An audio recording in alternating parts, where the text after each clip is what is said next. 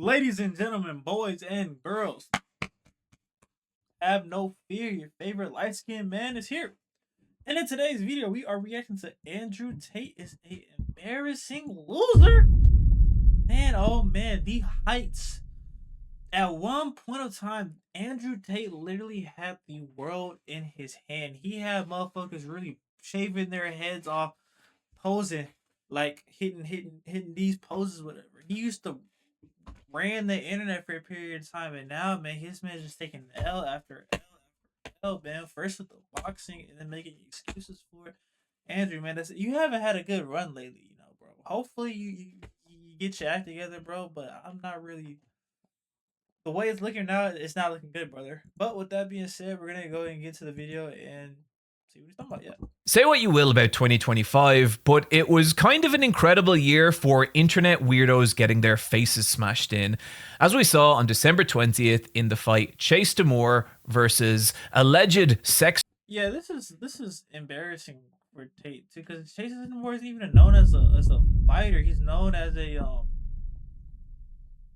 either TikTok. I believe it was TikTok that he's known for. And like, you're supposed to be Andrew Tate, Mr. Don't Lose a Fight, Mr.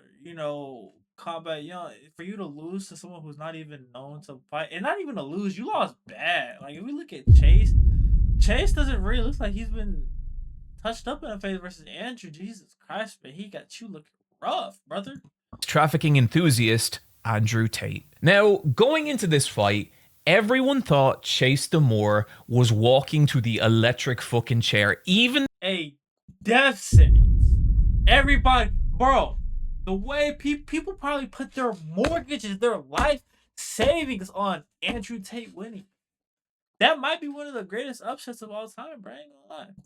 The commentators are ready to watch this man die. Nobody in this arena believes in the champion, but the only person's opinion that matters is his as he dares to take out the Cobra. And that's because Andrew Tate is widely known as a former professional fighter and specifically a kickboxing champion. But what happens that night is that Andrew Tate got his fucking face rocked by a person who punches like this. Chin down, break your knees. I like that. Oh, boy.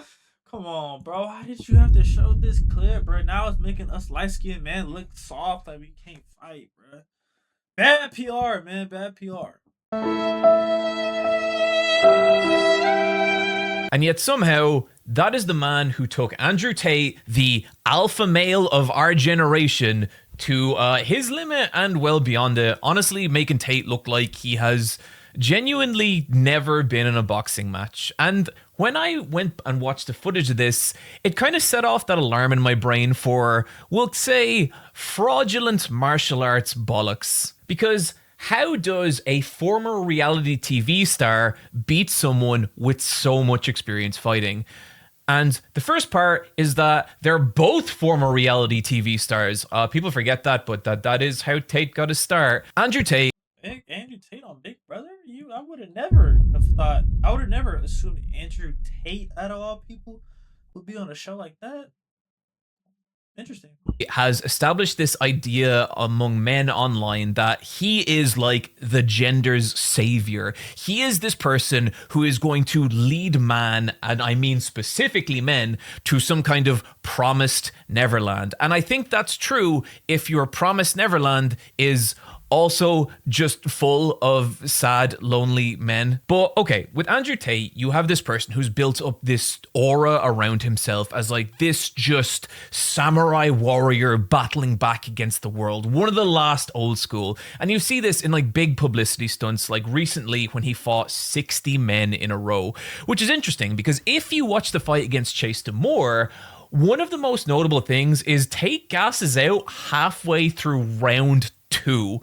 And so how is someone able to fight 60 men in a row? How is he now gassing out a fucking round and a half in? And I think that shit was scripted. There's no way. I understand Andrew Tate has this whole presence about it, but there's no way. Because he's like, what, 35, 40? He's like kind of up there in age a little bit. No way. And you really expect me to sit here and believe Andrew Tate fought 60 men back to back to back to back to back to back to back?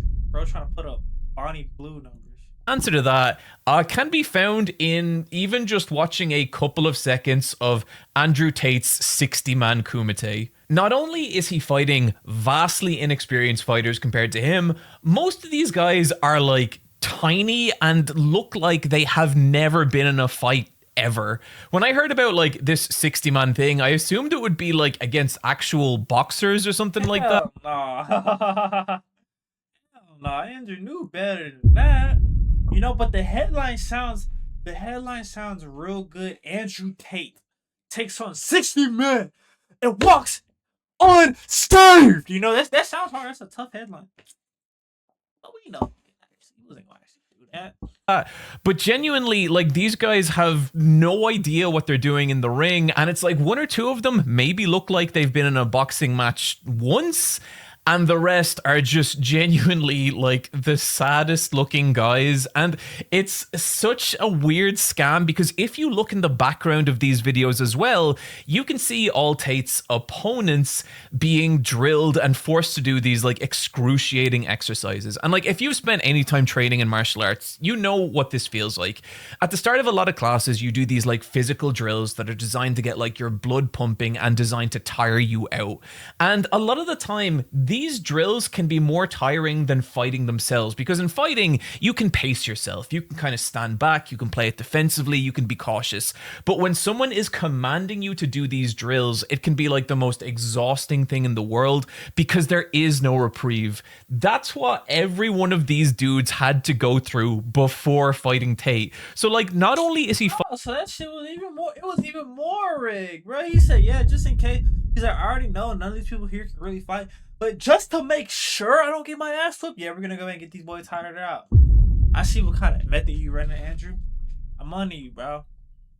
Fighting inexperienced boxers, he's fighting exhausted inexperienced boxers, and meanwhile, like, he's just able to like dance around and chill, you know? And so it's like, clearly this is an attempt to pass off Andrew Tate's fighting abilities as something they are not. But how do you then explain Andrew Tate's 4 different title wins? Well, you start by looking into them. We first need to look at the organizations that Andrew Tate fought under to win these titles.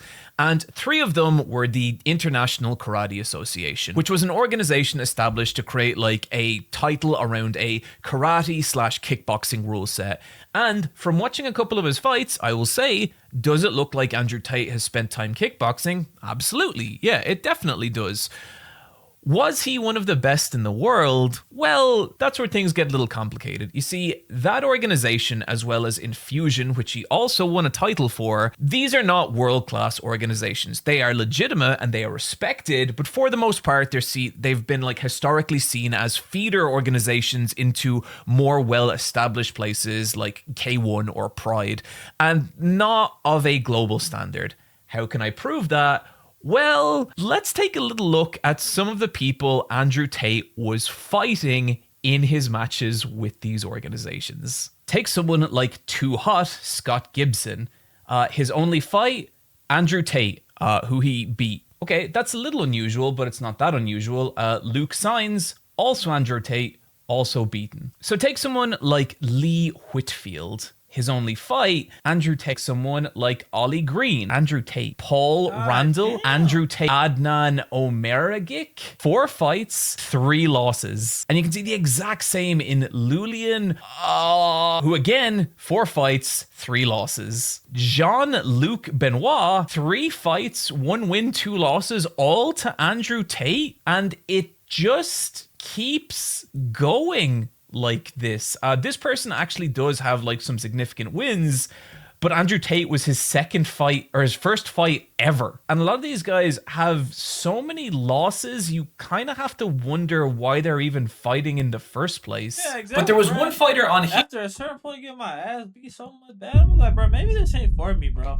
Maybe I'm just not meant to be a professional fighter. Now, street fighter, yeah, you could probably handle yourself in a street fight against on normal people, but other people that train, yeah, probably don't got it, brother. Here that really stood out to me as something really, truly odd. And his name is Miralem Ahmeti. And there's 2 very strange things about Miralem. First of all, If you go up to the top of his Tapology profile, you get this text. This fighter has been found by Tapology to have engaged in activity which does not conform to combat sport standards, has purposefully participated in bouts with no reasonable path to victory, displayed a lack of competitive effort, and is unjustifiably matched against more skilled opponents. In other words, this is someone who purposefully fights more skilled opponents in order to pad out their record. And I mean, but let's be real, he doesn't even look like he could fight though, brother. Like, that man looks like after 15 seconds he's gonna gas.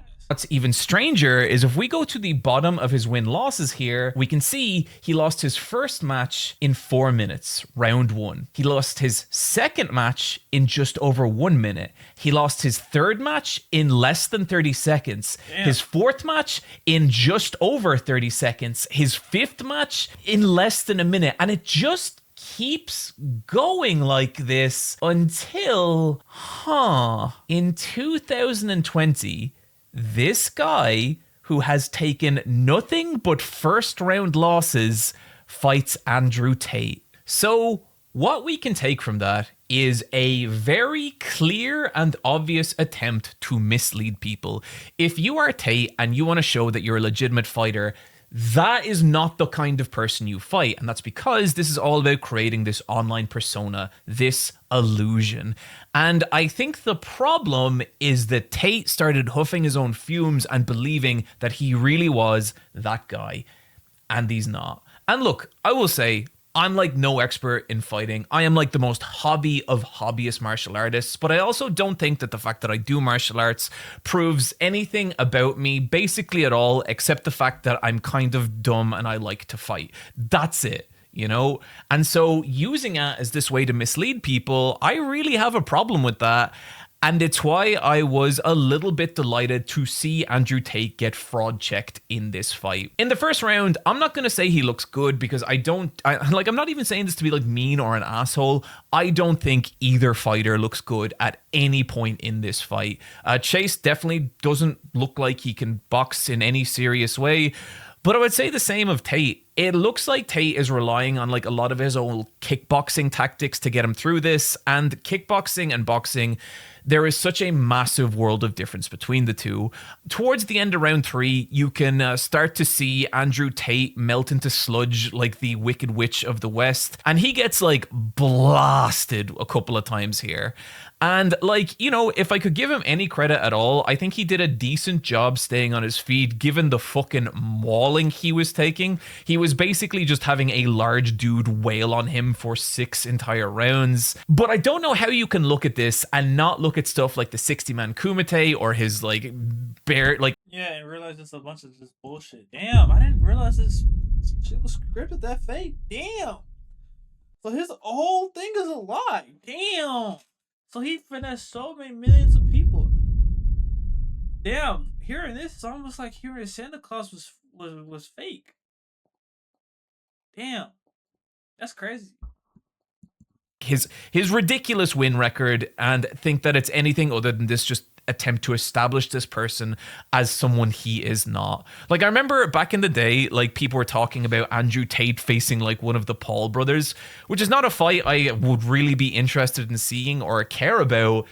Both Paul brothers would fucking kill Tate. And for me to be defending the fucking Paul brothers or saying anything positive about them, that should show you what a fraud Andrew Tate is in terms of his fighting ability. It is kind of ridiculous. So then towards the end of the fight, he just has absolutely nothing. It's literally like one of those cartoons where like a nerd is punching a bully and it's just doing nothing to him. He just gets blasted over and over, and it is one of the biggest like reality checks I have seen anyone get ever. And you know what? Here's the thing I'll say.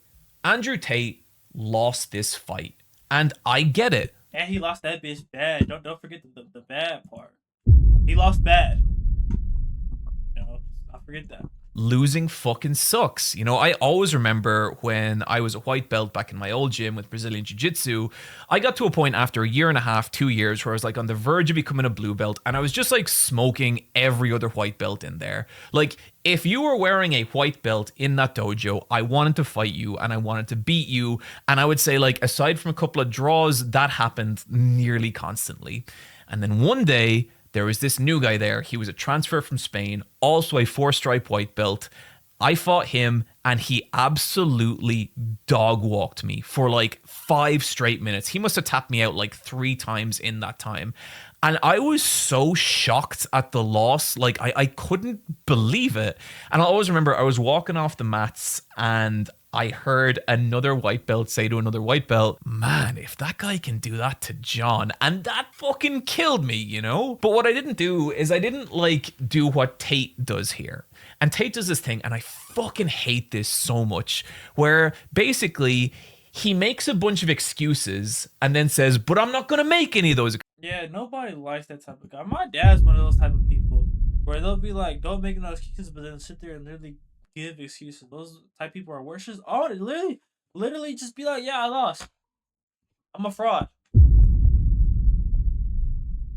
And just and really own it. Really sit in the fact of, damn, I just got my ass kicked in front of millions of people. And I've been exposed, you know?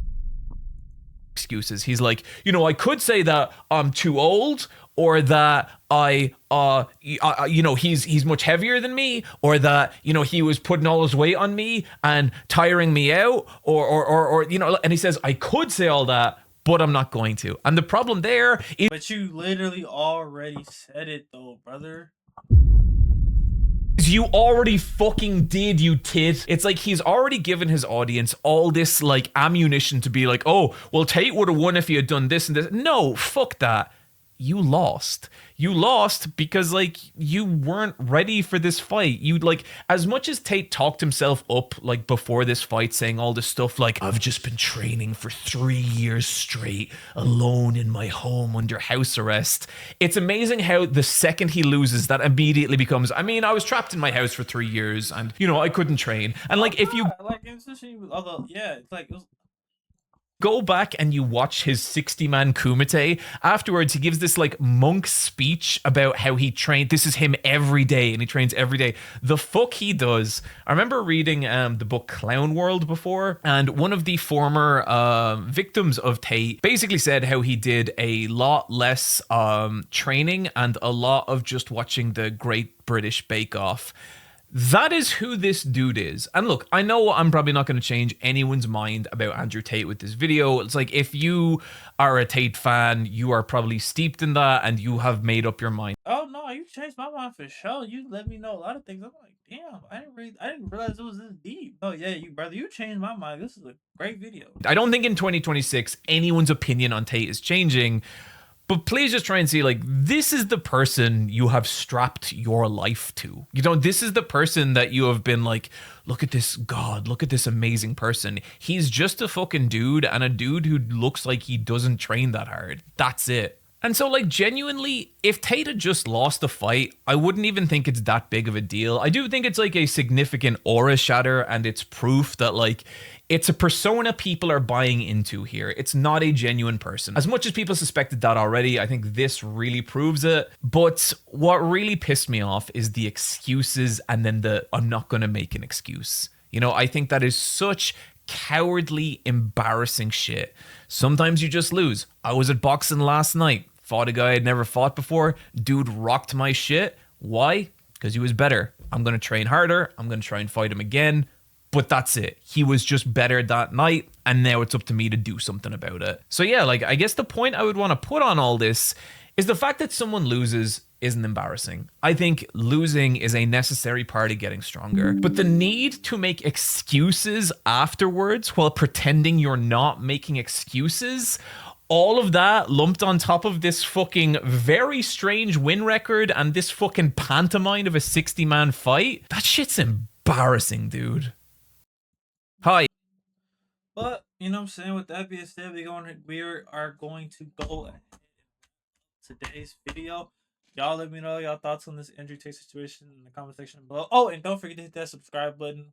We're on the way to 1K. We got like 50K. That's 50K. Eventually we'll get there. But we have 50 subscribers, you know, so we're trying to hit 1K.